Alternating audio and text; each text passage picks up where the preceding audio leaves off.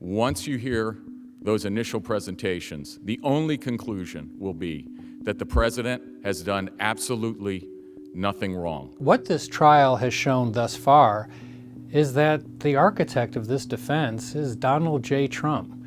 Specifically, he wants to take the view that this was all perfect.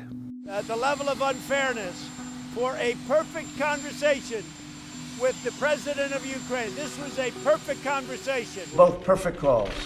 In fact, probably among the nicest calls I've ever made to foreign leaders. I had a first call, which was perfect, and I had a second call, which was perfect.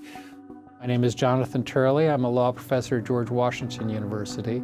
I testified at both the Clinton and Trump impeachment hearings as a constitutional expert.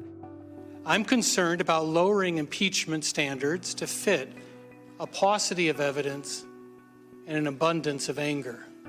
The irony is that in my House testimony, I was critical of the House leadership, that they were adopting too broad a definition of impeachable conduct. Ironically, I think now the White House is trying to adopt too narrow of a standard. That the president's defense is largely structured around the argument that a president simply cannot be impeached unless you allege a crime. This argument is being put forward by Professor Alan Dershowitz.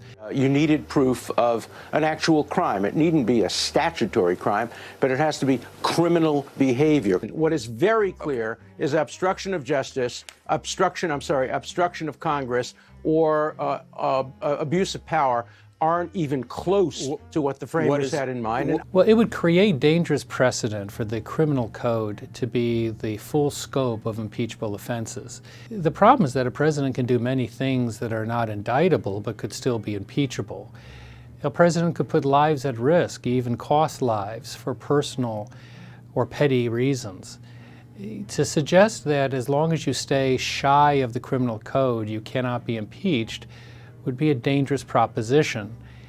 Logically, you do not want the criminal code to be synonymous with impeachable conduct. If the framers wanted to do that, they could have easily done it. They would have simply said, you have to commit a federal crime. They didn't because they clearly didn't want to. They wanted it to include violations of public trust.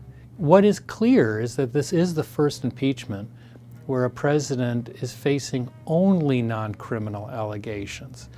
Now, that doesn't mean that it is invalid. It just means it's tougher. Where some of us view this trial as a teachable moment, I believe the president views it as a television moment. Also tonight, the Democrats, they're heinous, they're unconstitutional, and outright, frankly, dangerous impeachment fantasy is getting ripped to shreds. And he may know the audience quite well.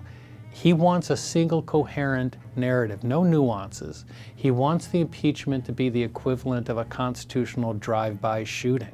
By taking this position, the president puts particularly moderate Republicans in a tough position. Many of them are not going to want to sign off on the Dershowitz argument. They are not going to want to confine impeachment for future presidents to the criminal code. They will have to thread that needle in the end when they cast their vote. So you may find some senators ruling for the president while rejecting the basis of his argument.